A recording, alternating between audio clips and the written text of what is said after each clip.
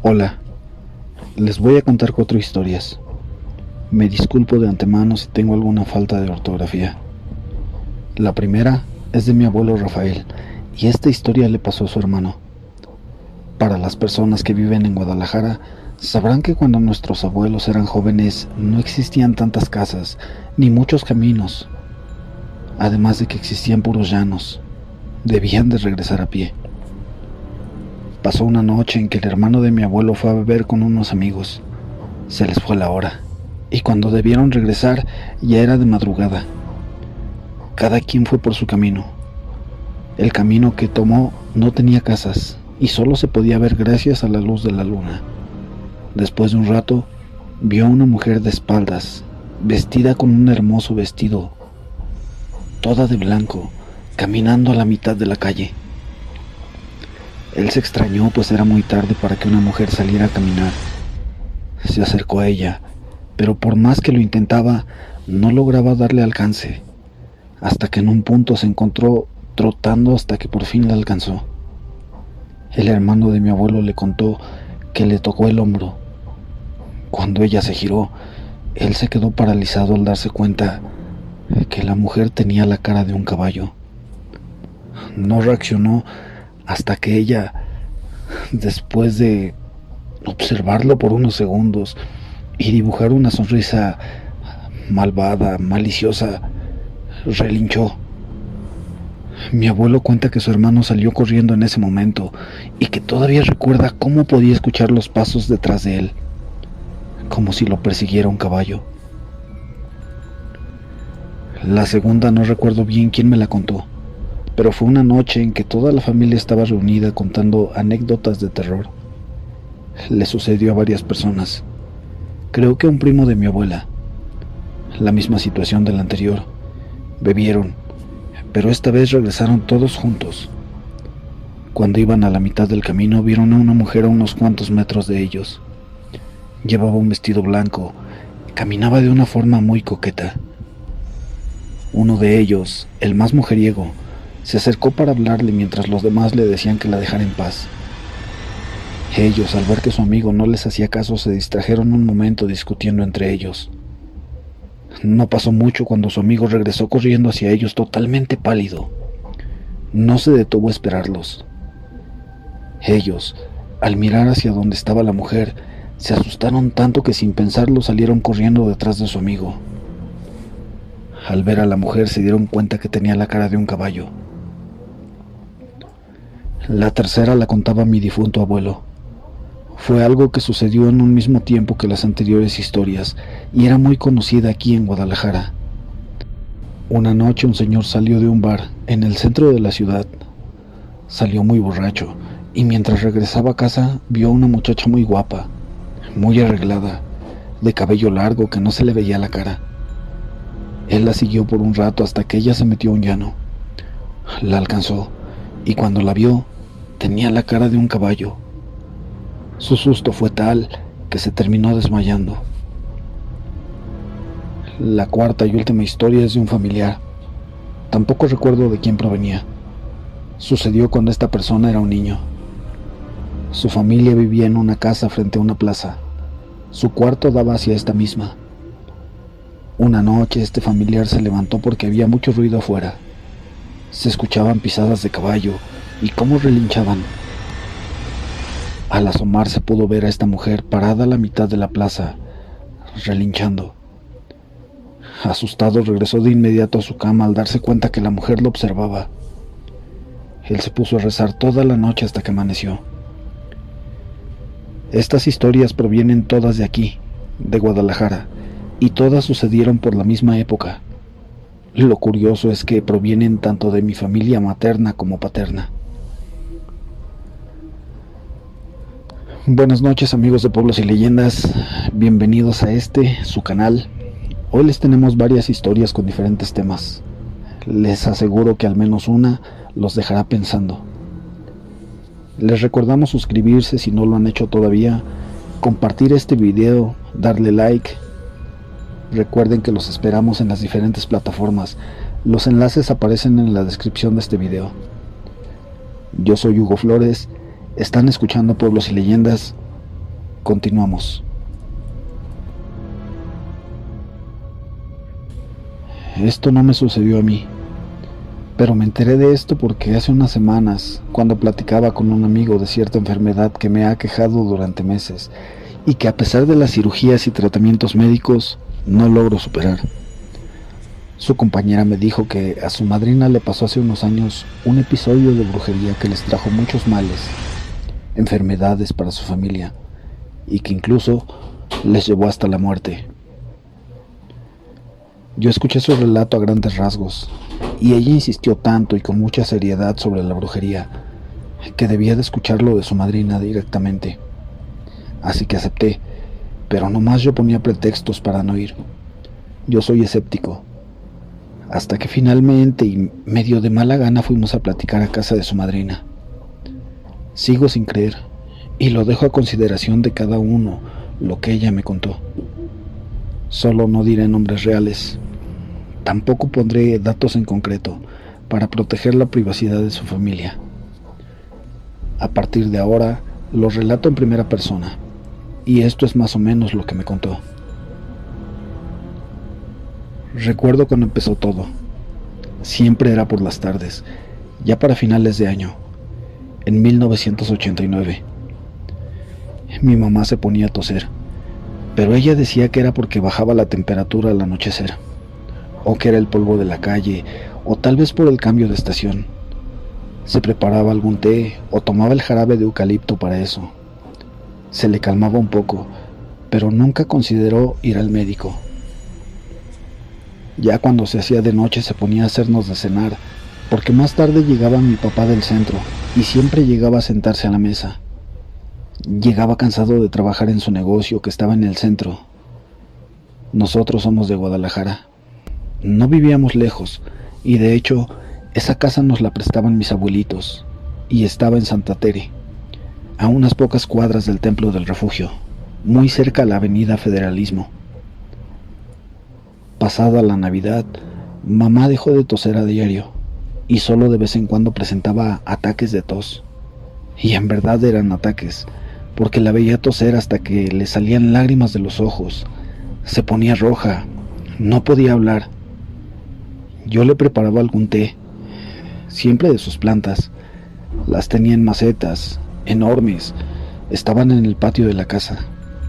Ahí tenía la hierbabuena, la planta del té limón, menta y muchas más. Pasaron varios meses y los ataques eran cada vez menos frecuentes.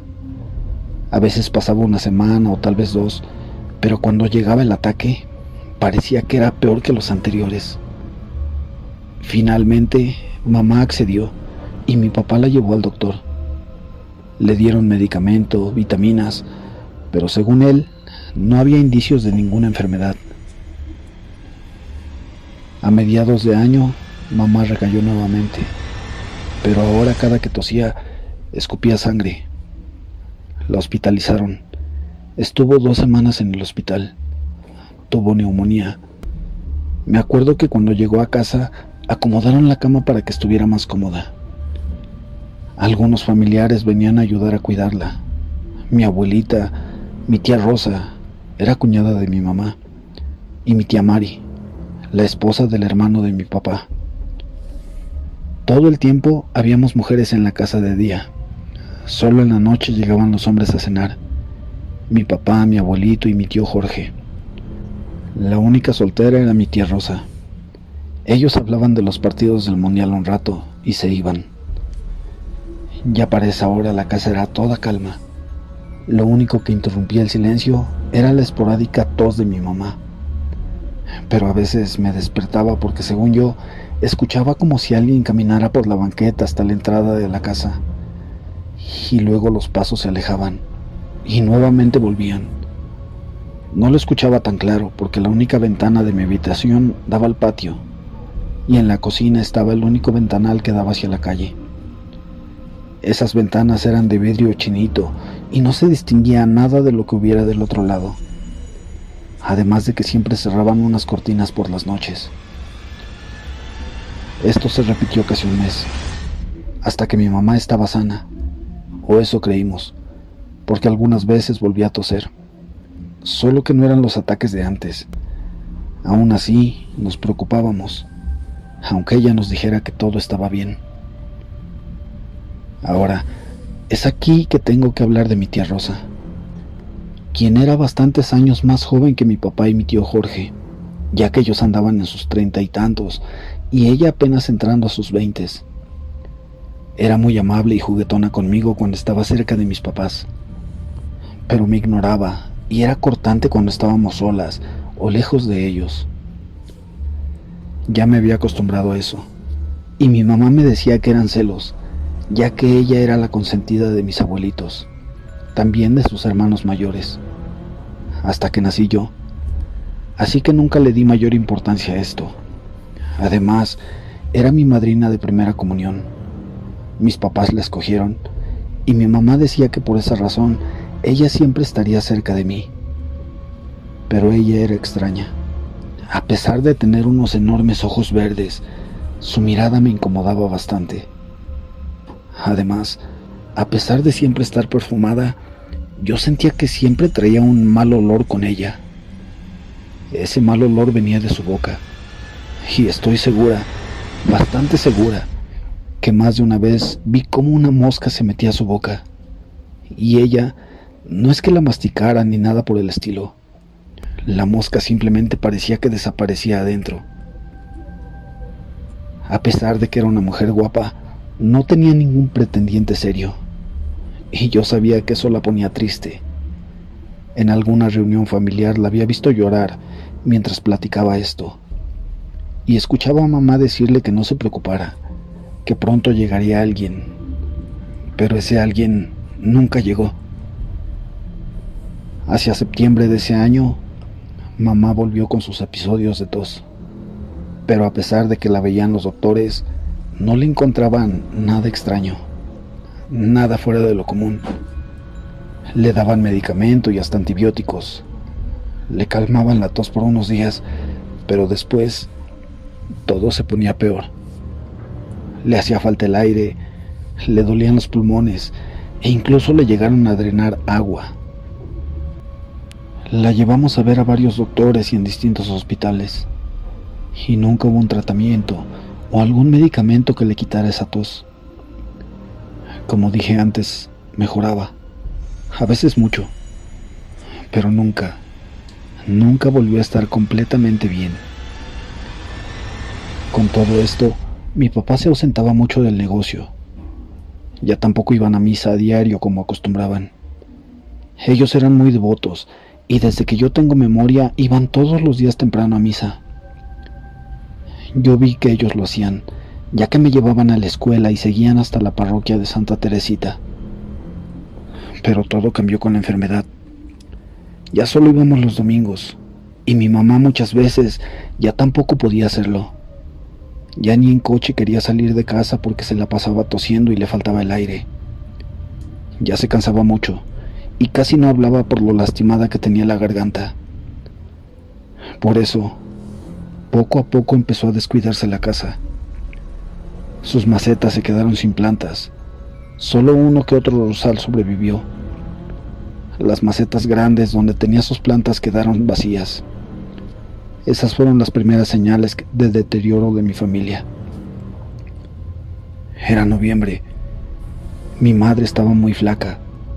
Se la pasaba sentada o acostada. Si no se agitaba, casi no tosía. Pero ya estaba desesperada. Es entonces que un vecino del local de mi papá le insistió desde los primeros meses en que fueran a ver a un curandero que estaba a unas calles atrás del mercado de San Juan de Dios. Pero como esto contradecía sus creencias, su fe, nunca aceptaron. Pero esta vez, mi mamá fue la que se decidió por ir. A mí no me llevaron, pero mi tío Jorge me contó unos años después lo que pasó. Ellos llegaron a una casita apenas a unas cuadras del mercado. Una casita con una entrada desde la calle que era un pasillo largo, oscuro, hasta llegar a una especie de patio donde habían hecho unas bancas de ladrillos y cemento. Había una cocina y otro pasillo que llevaba más atrás a un segundo patio, donde el brujo o curandero, o como lo quieran llamar, atendía. Un lugar con algunas gallinas, hierbas y cosas así. Mi tío dijo que en cuanto vio a mi mamá, el curandero le dijo que traía una serpiente apretándole el cuello, que la quería asfixiar, y se puso a hacerle una limpia. Me contó que ese hombre les dijo que ojalá que no fuera demasiado tarde, ya que la serpiente estaba muy enredada en su corazón, que él no la podía salvar, que hubo alguien que pactó para que se la llevaran, pero que iba a arreglar con quién hacerle la curación porque él solo no podía.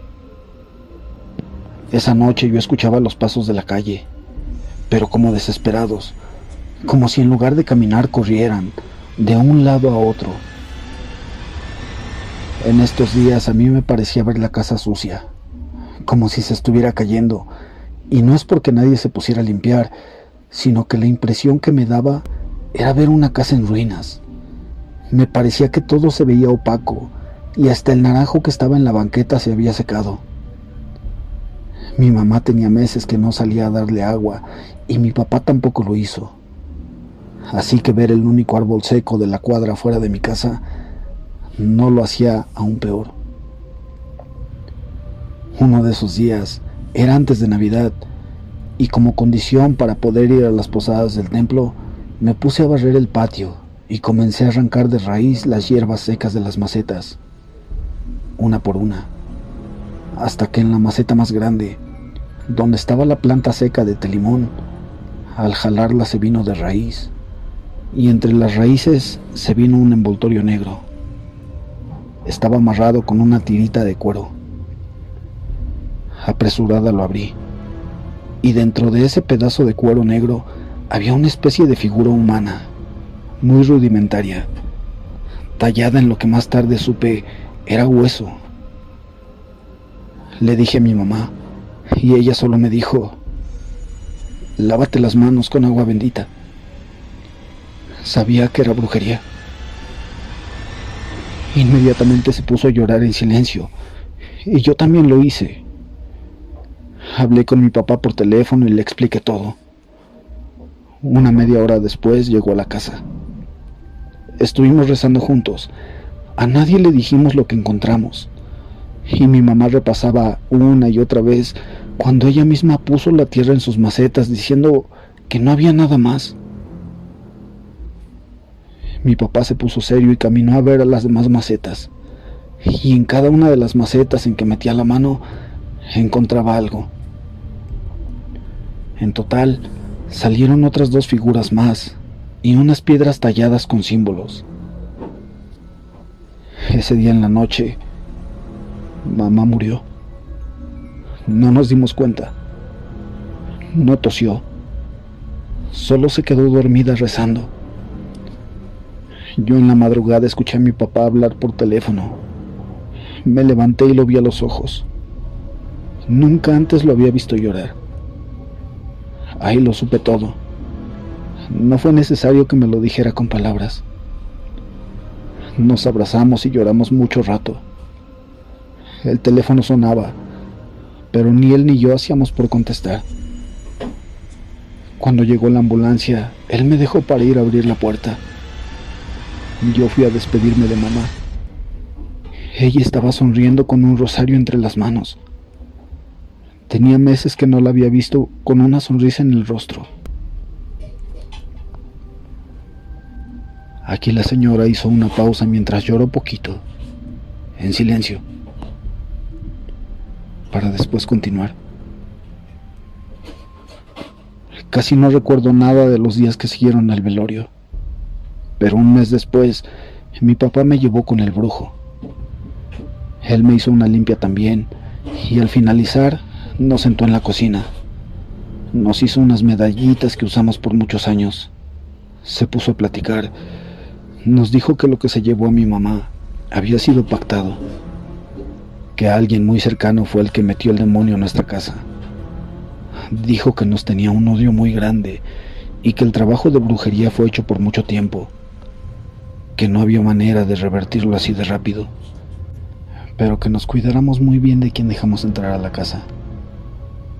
Nunca más volví a verlo, ni tampoco escuchar los pasos afuera de la casa. El tiempo pasó y meses después mi papá traspasó el local. Abrimos otro negocio, pero afuera de una secundaria. Nos alejamos del centro. Acá vivimos más tranquilos. Le entregamos la casa a mis abuelitos, y cuando quitaron el tronco seco del naranjo, mi abuelito dijo que se encontraron unas figuritas prehispánicas. Nunca las vimos, no queríamos saber. Ellos nunca supieron lo que encontramos en las macetas. Jamás se lo dijimos a nadie. Un día de 1997, atropellaron a mi tía Rosa en el centro. Tras unos días de agonía, murió. La causa del deceso: se le llenaron de agua los pulmones. Al remover sus cosas, mi papá y mi abuelita encontraron, al fondo de un cajón, una figura como las que encontramos en nuestras macetas. Mi abuelita dijo que se parecía a las que encontró mi abuelito afuera de la casa cuando quitaron el tronco, pero que era raro, porque él se las regaló a un compadre que coleccionaba cosas antiguas. Para mí, ella fue quien mandó a hacer el trabajo de brujería, pero jamás sabremos la verdad. Se quedó sola, y después de la muerte de mamá, se alejó mucho de nosotros. Este es el relato de esta señora. Ella me cuenta que nunca más han vuelto a faltar a misa, ni ella, ni su papá, ni su esposo e hijos. No sé, tengo una suerte para que la gente me cuente este tipo de cosas. Yo sigo sin creer en esto. Se los dejo a su consideración. Gracias por leerme.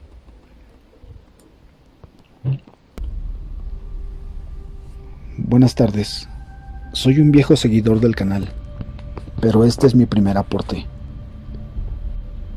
Hoy les quiero contar una de las historias más emblemáticas de mi colonia.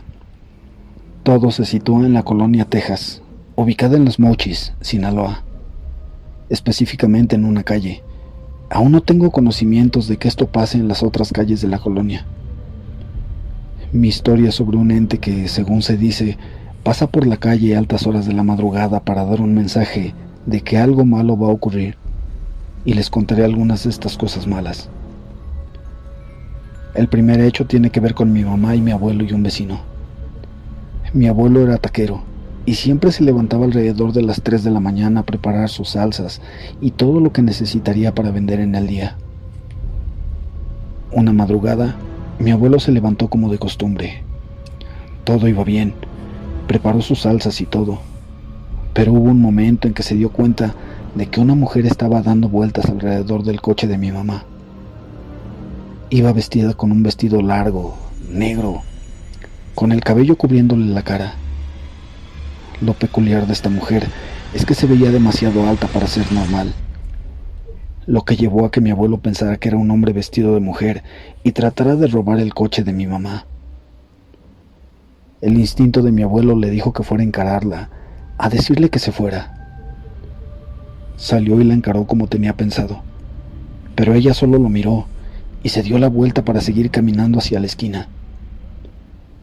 Mi abuelo sintió la necesidad de seguirla para ver qué hacía. Siguieron caminando muy lento. Ella caminaba lento, hasta que la mujer se detuvo frente a la casa de un vecino y se quedó viendo detenidamente hacia adentro. Mi abuelo la volvió a correr de ahí, queriendo defender la casa de nuestro vecino. La mujer solo respondió dando la media vuelta para caminar de nuevo hacia la esquina. Ya no faltaba mucho para llegar a la esquina, solo unos metros. Al llegar, la mujer dio la vuelta, simulando que iba con dirección a la calle de atrás. Mi abuelo hizo lo mismo, ahora convencido de golpearla y correrla de ese lugar. Para su sorpresa, fue que cuando dio la vuelta, no había rastro de ninguna mujer. Se dio cuenta que los tacones que traía no dejaban huellas en la tierra. El shock que le produjo este hecho fue tal que no podía siquiera mover las piernas, pero como pudo, corrió de vuelta a su casa. Todo había quedado como que era un alma en pena que pasaba por ahí, pero días después se cumplió la primera profecía de la mujer de negro. Mi mamá sufrió un trágico accidente. Su auto volcó y estuvo a punto de morir. Afortunadamente no pasó y hoy puedo contar esta historia. La segunda profecía se cumplió semanas después. El vecino, dueño de la casa que la mujer estuvo observando, murió. Y desde entonces, esa casa ha estado abandonada. Nadie la ha podido habitar porque dicen, se escuchan muchas cosas dentro de ella. Este es el final de la anécdota que les tengo, y que en realidad es la más interesante, pero si quieren alguna otra, no duden en pedirla en los comentarios de esta publicación. Así tal vez me anime a hacer una historia nueva. Gracias por acompañarnos hasta el final de esta emisión. Recuerden que este proyecto se hace gracias a ustedes y para ustedes. Por hoy los dejamos descansar. No olviden revisar debajo de la cama, apagar la luz y lo más importante, no olviden cerrar la puerta.